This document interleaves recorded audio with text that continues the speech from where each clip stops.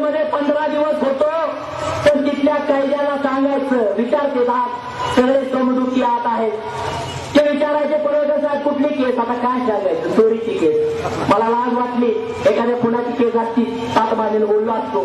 चोरीची केस अरे ज्याने माझ्यावरची चोरीची केस घातली त्याला मला सांगायचं आहे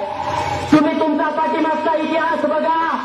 वयाच्या 28व्या वर्षी तुम्ही पण पाठीमागे जावा आर पाटलांना पण सांगतोय ज्यांनी प्रेशर केलं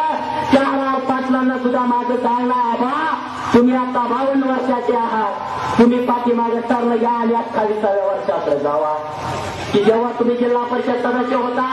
काँग्रेस भवनमध्ये फुकट झोपत होता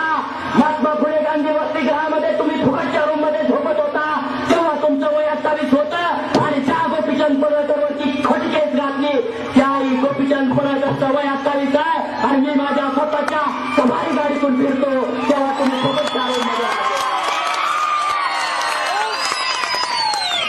मला कोणाची तुलना करायची नाही पण ज्यांनी माझ्यावरची केस घातली त्या आरामाने 28व्या वर्षापर्यंत पाठीमागे जावं आणि बघावं जेव्हा तुम्ही झडपीचं सदस्य होता आणि महात्मा गांधी विद्यार्थी वसतिगृहामध्ये 26 नंबरच्या रूम मध्ये फुकट झोपत होता आणि त्याच